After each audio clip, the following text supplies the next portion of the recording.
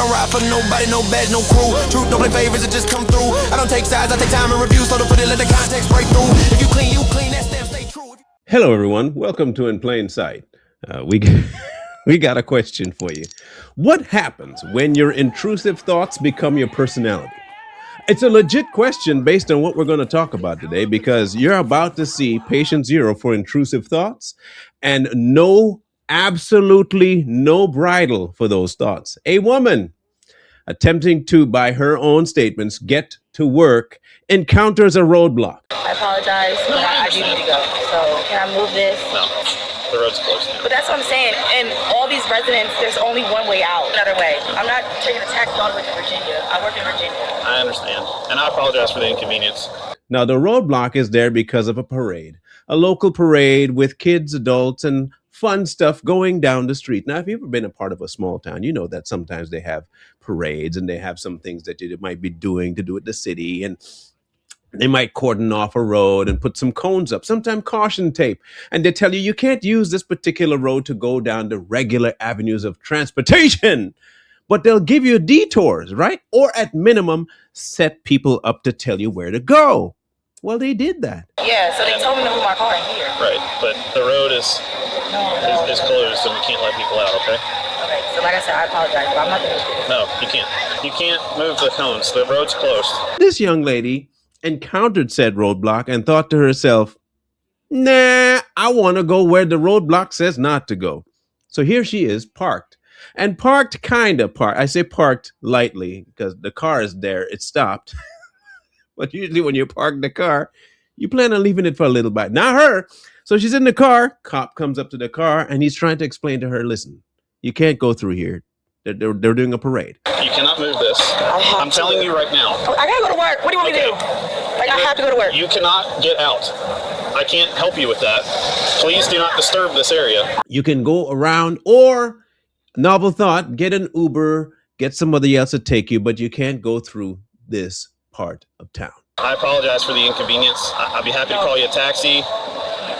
There has to be another way. She says, yes, I hear you, but I have to. I just need to get out. I need to get out. Like, is there any way you can call somebody? I can't. Unfortunately, there's several people that have had to say they can't come out. This is just one of those times where I can't let you out. I have to. Not that I should, and not that I could. You sure? No, I have to. I have no other choice. I'm going to work. I work in Virginia. I have to go. I'm not taking a taxi all the way to Virginia. I work in Virginia. I understand. And I apologize for the inconvenience. But he says, well, I hear you, but you can't go through here. And you're not the only one I've had to tell this to. You're one of a few people that I've had to deliver this bad news to. You can't go through here. Can't. Unfortunately, there's several people that have had to say they can't come out. This is just one of those times where I can't let you out. So she decides, you know what? I hear you. Good for you. But I'm going to work. She gets out the car, walks around. Now, mind you, the police officer is standing right there. And I still don't understand for the life of me how he does nothing, but he does nothing.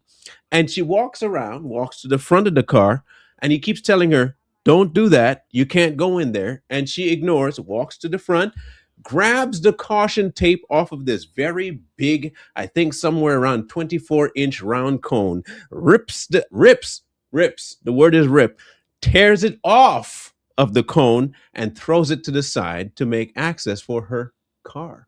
I can't help you with that. Please do not disturb this area. I might have to. Ma'am. I'm so Ma'am, sorry. you're going to be placed under arrest. Walks back around the officer. Please remember, I said she walked by him twice. He witnessed her barging past him, and he witnessed her barging past him the second time.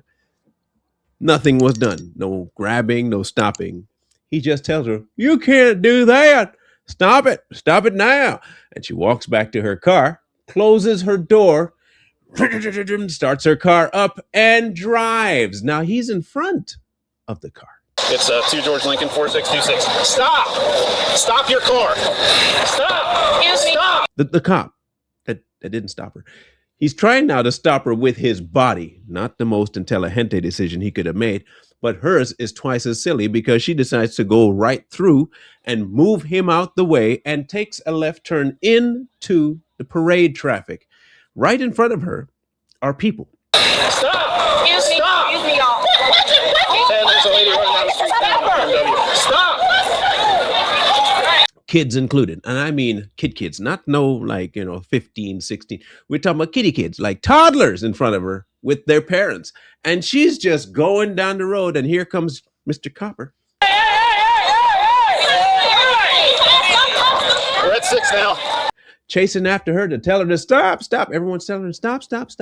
So about halfway down the road, she finally comes to a stop and they get to the front of the car and they open the door. And finally, she gets hands laid upon her. And I don't mean in the biblical taking you to church way. He grabs her and janks her out the car. Stop, you're under arrest. And puts her on the ground, handcuffs her, and proceeds to walk her down the sidewalk down to where they have ambulances down there and a few other police officers.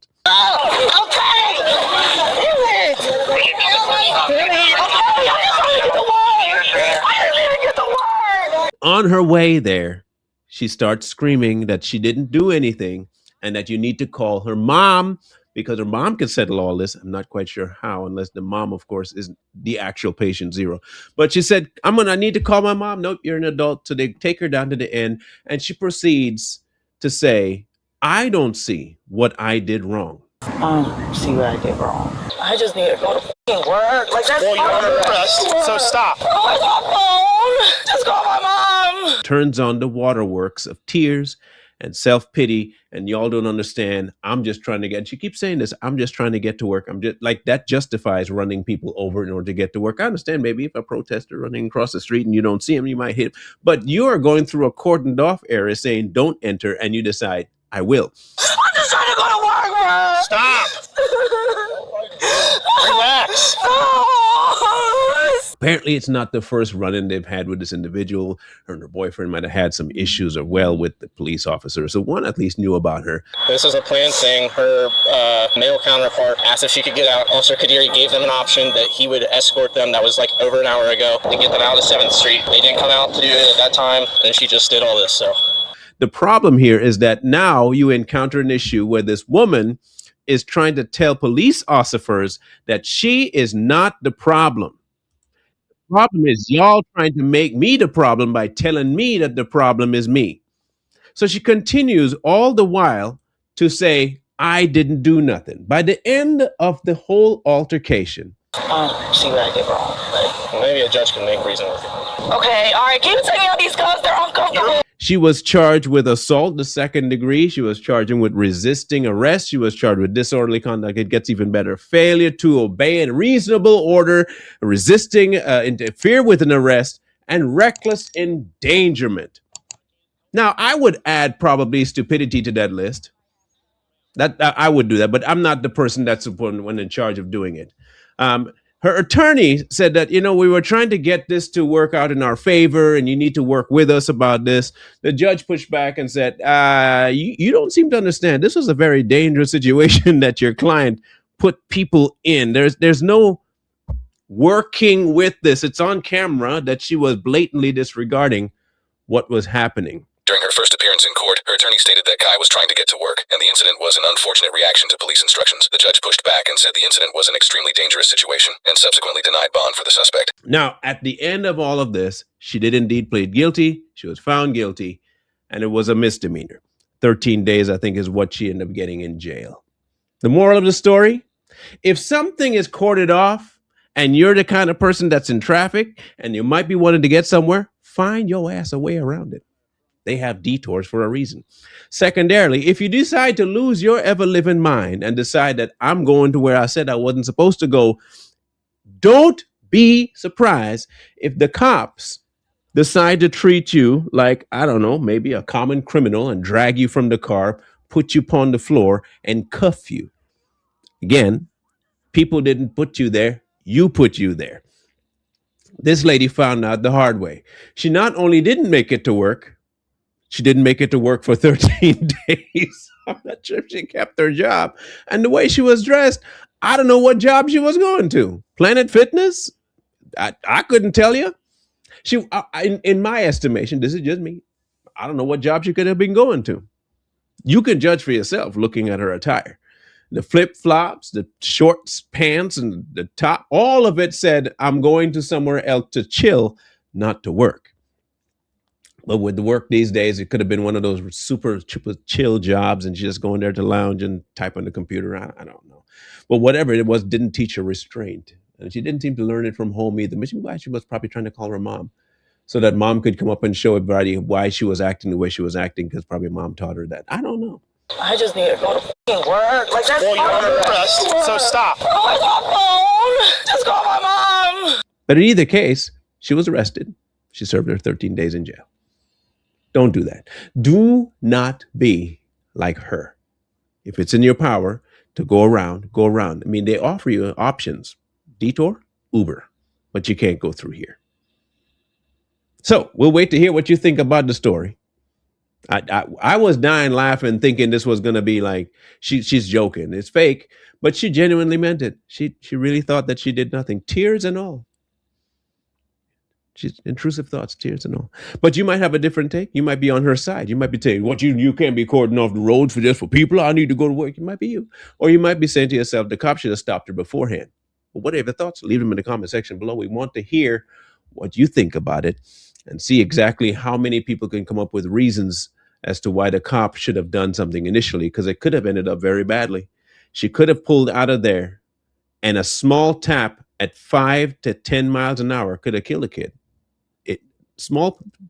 They might be flexible, but they're not durable like that. So thank God that didn't happen. Well, we look forward to your comments, and we'll catch you on the next one. One wrong move turn the present into the past. I don't ride for nobody, no badge, no crew. Truth don't play favorites, it just come through. I don't take sides, I take time and review, so to put it, let the context break through. If you clean, that's damn stay true. If you foul, that show up too. No miss, no spin, no cover up hype. Everything judged in plain sight.